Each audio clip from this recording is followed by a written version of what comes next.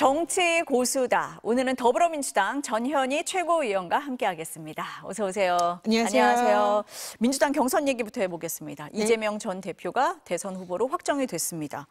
최종 득표율이 89.77. 어떻게 보고 계십니까?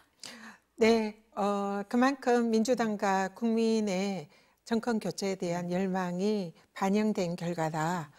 매우 간절하게 정권 교체를 바라고 있다. 이런 생각이 들었습니다. 어제 일산 킨텍스에서 정말 많은 분들이 함께 하셨고요.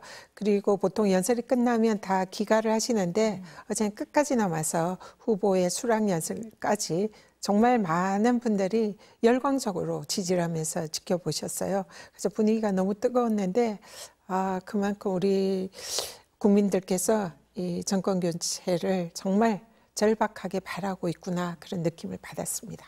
국민의힘에서는 이거 너무 높은 거 아니냐 이렇게 얘기를 했는데 최고위원님 보시기에는 그만큼 국민들의 열망이 컸다. 이렇게 해석을 하시는 걸까요? 좀 높은 편이긴 한데 사실 90%를 넘지 않는가 이런 걱정 반 기대 반 그런 생각이 좀 있었습니다. 네.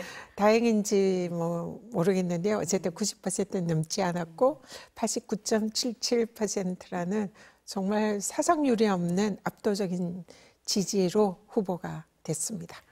김동연 후보와 김경수 후보는 혹시 뭐 좀 실망하거나 하시지 않으셨어요? 어떠셨어요? 그분들 뭐 이미 네. 예측을 하신 것 같고요. 네. 중간에 야 너무한 거 아니냐, 한 후보가 이렇게 독식할 수 있냐, 뭐 이런 이제 약간 부러움 섞인 네. 그런 말씀들도 하셨지만 후보들끼리는 굉장히 현장에서도 그렇고 굉장히 분위기가 좋았고요. 화기애애했습니다. 그리고 또 경선이 끝난 이후에는 내 선거처럼 우리 후보의 당선을 위해서 뛰겠다, 두 분 다 이런 식으로 말씀을 하셨고 기존의 경선에서 이 경선을 하다가 나가면은 이제 좀 약간은 그 후보를 지지하지 않는 그런 분위기도 있었는데요. 이번에는 정말 그런 일 없이 후보들 세 분이 모두 힘을 모아서 정권 교체의 한 팀이 될 것이다. 이런 분위기인 것 같습니다. 이재명 후보가 통합을 강조하셨던데 그 뭐 후보들 간의 통합 이것도 이루어졌다 이렇게 이해하면 될까요? 네, 경선하는 도중에 네. 이미 그런 이제 분위기는 있었고요.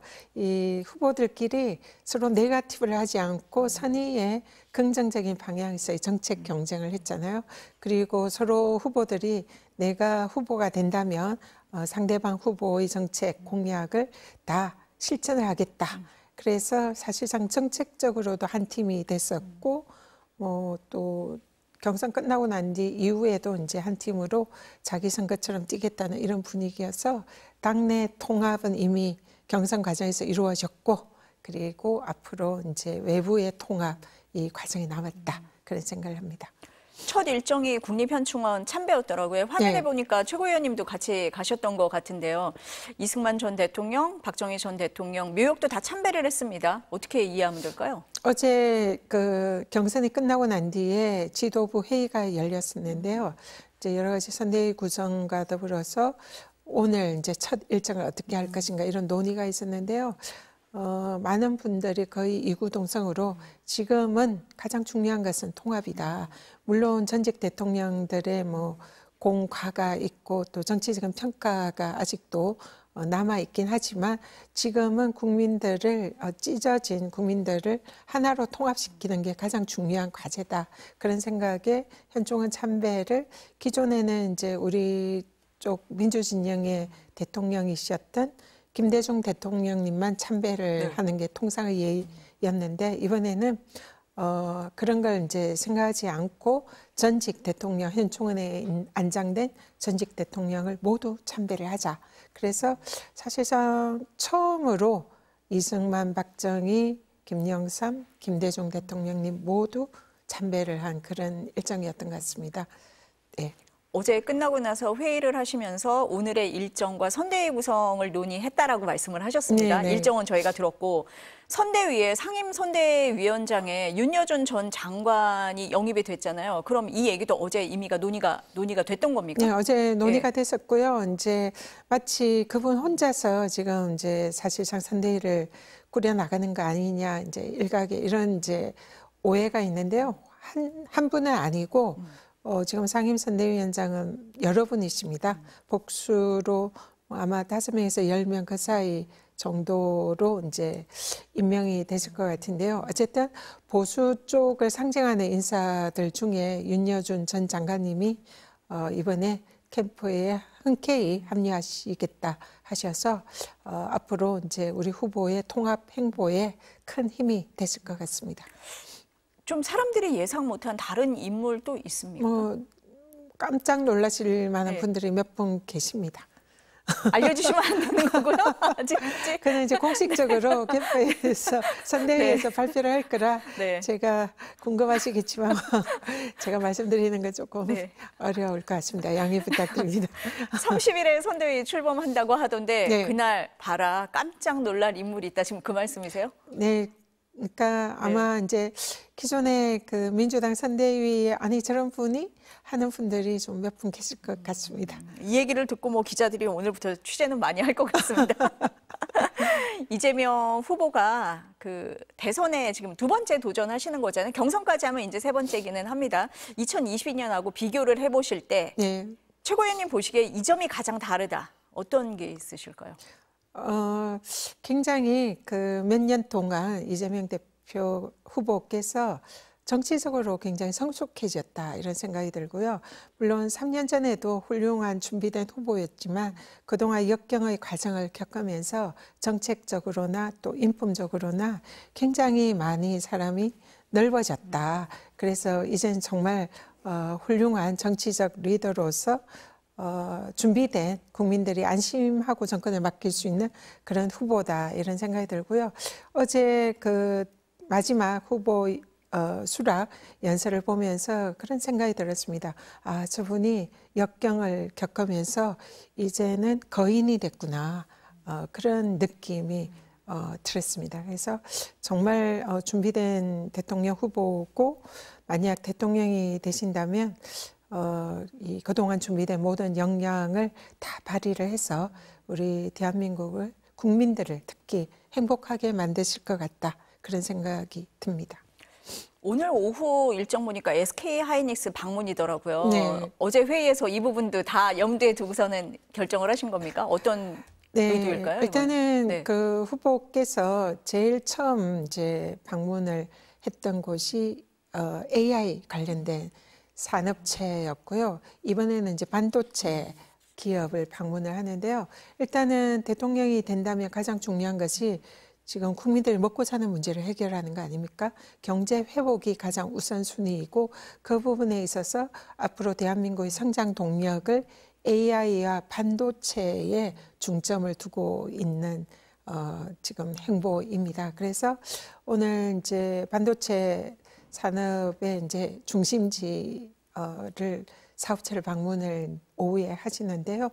앞으로 이 반도체 특별법 제정을 민주당에서 뒷받침을 할 것이고 그리고 반도체 산업을 지원하는 여러 가지 정책을 앞으로 하게 될 겁니다. 그리고 반도체가 뭐 전력 공급 이런 것도 굉장히 중요한데 그런 것을 이제 아리백 이런 그 신재생 에너지를 통해서 안정적인 전력 공급을 해서 반도체가 지금 우리나라 수출의 거의 한 20% 가까이 차지한다고 알고 있는데요. 거기에 대해서 앞으로 우리나라의 신성장 동력으로 국가에서 적극적으로 지원하겠다. 그런 의지를 보인 행보다 이렇게 보시면 될 것 같습니다.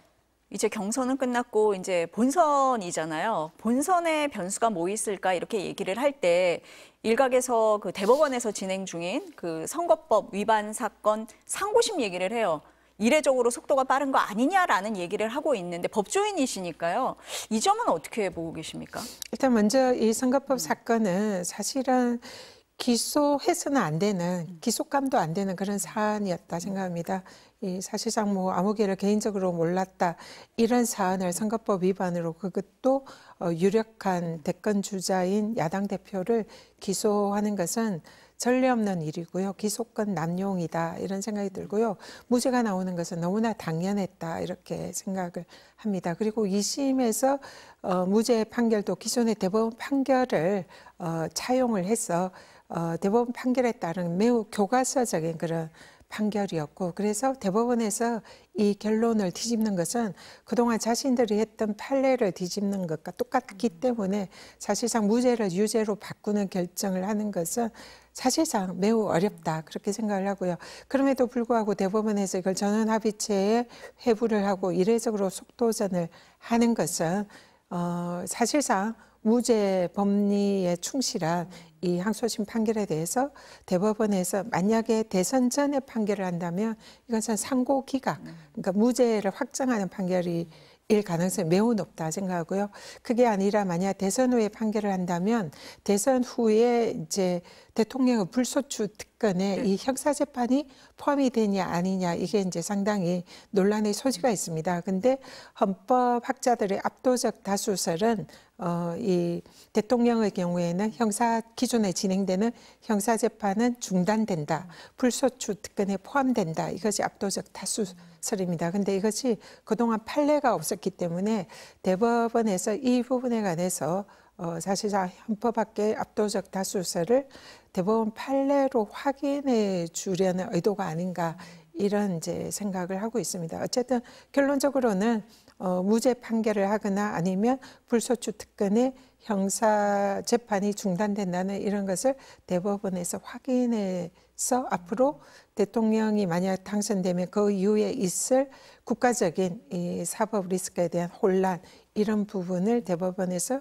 종결시키지 않을까, 이런 기대를 하고 있습니다. 그러니까 최고위원님 보시기에는 유력 후보기 때문에 대법원에서도 혼란이나 논란을 없애기 위해서 속도를 내는 거다라고 일단은 보고 계시다, 이렇게 일단 이제 이해하면 될까요? 그런적으로 긍정적으로 선회를 하고 있는데, 만에 하나 대법원이 정치적으로 개입하고 또 일각에서 국민의힘이나 이런 쪽에서 얘기하는 파기자판이라든지 사실상 저희들이 기대하는 것과 다른 그런 움직임이 있다면 저희들이 계속 경각심을 가지고 지켜보겠습니다. 일단 요 사안은 좀 보겠다, 이런 입장이신 것 같습니다. 민주당 후보가 결정이 됐고요. 국민의힘은 아직 결정이 안 됐습니다. 내일 2차 경선 결과 발표하잖아요. 누가 올라갈 것 같으세요? 지금 네. 뭐 사실 국민의힘 경선을 보면 매우 한심하다, 마치 봉숭아 학당을 보는 것 같다, 그런 생각이 들고요. 이 대통령으로서 국가 경영을 위한 비전이라든지 정책이라든지 이런 것보다는 서로 상대방을 헐뜯고 이 깎아내리는 그런 네거티브, 그런 이제 경선을 하고 있어서 국민들의 눈살을 찌푸리게 하고 있는 것 같습니다. 그래서 가장 마카마카로 누가 이 두 명이 될지 그게 사실 예측하기가 좀 어려운 상황인데요. 그래도 그동안 이제 여론조사들 뭐 이런 걸 보면 뭐 개인적으로는 한동훈 후보와 홍준표 후보가 그나마 가능성이 높지 않을까, 이런 생각을 하고 있습니다.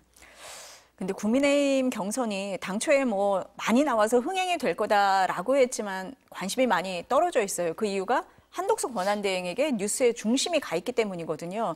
출마할 거냐 말 거냐 그 얘기가 계속 나오고 있고, 뭐 한 언론이 조금 전에 보도를 했다고 하는데 확인은 더 해봐야 됩니다.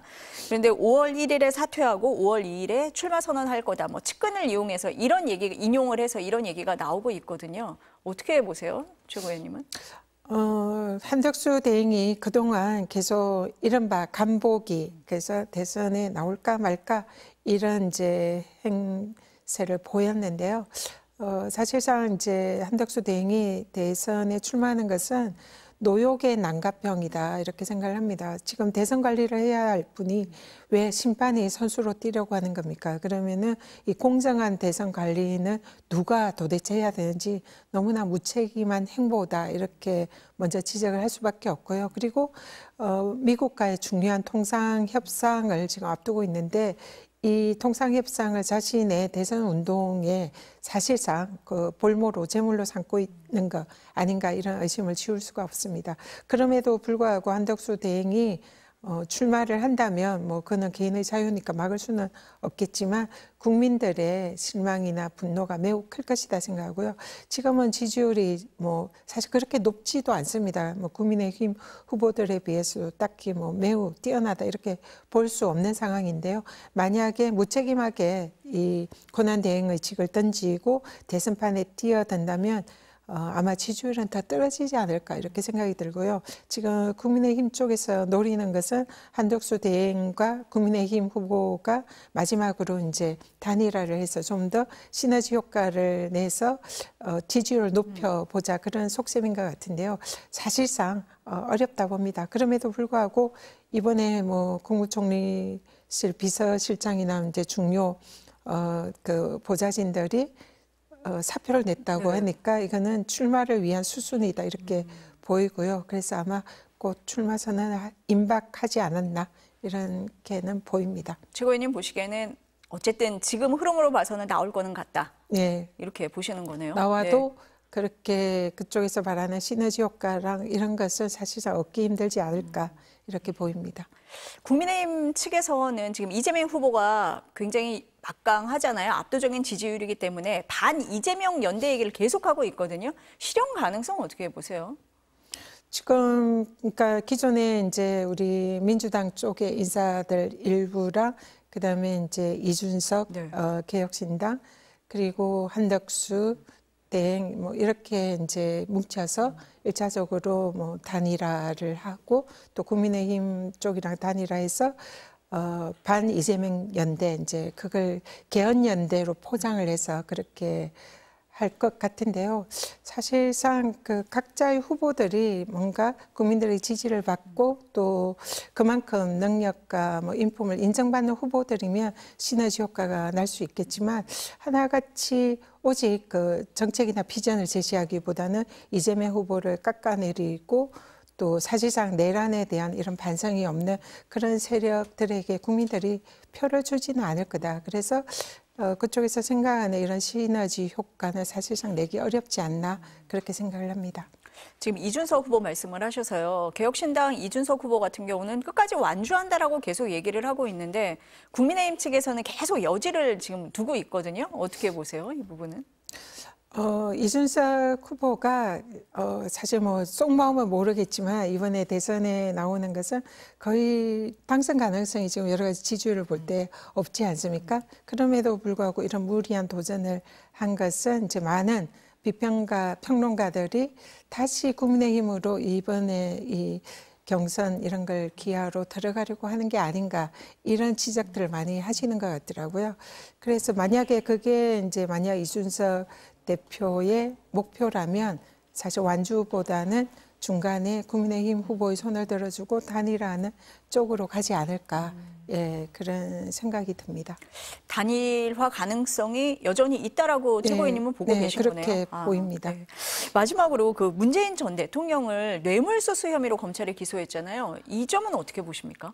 일단 정치검찰이 마지막으로 윤석열 전 대통령에 대해서 사실상 충성을 한 게 아닌가 이렇게 보고요.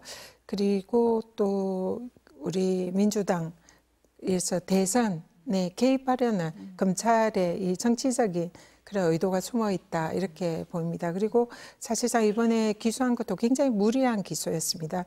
문재인 전 대통령의 그 의견서를 주고도 답변도 받지 않은 채 기소를 했고 또 그 내용도 사실상 자녀에게 생활비 쪽으로 줬던 그런 비용을 뇌물로 기소한 사실은 그 찾아보기 힘든 그런 희한한 그런 기소였거든요. 사실 그걸 액면 그대로 검찰의 기소를 받아들인다면 자녀들에게 공직자가 자녀들에게 생활비를 주는 것은 앞으로 뇌물죄의 가능성이 매우 높다 이렇게 이제 걱정을 해야 되는 그런 사안이 되는 얼토당토 않는 그런 법리적으로도 매우 문제가 있는 그런 기소라고 봅니다. 그래서 이거는 정치검찰이 사실상 굉장히 어리석게도 이재명 대표에 대한 그동안의 정치적인 탄압 또 민주당 인사에 대한 탄압, 전 정권 인사에 대한 탄압을 해왔던 그 활용 점정을 찍는 그런 기소였고 또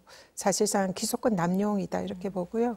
이 부분에 대해서는 뭐 사실상 검찰 개혁을 검찰 스스로가 방아쇠를 당긴 게 아닌가 이렇게 보고 있습니다.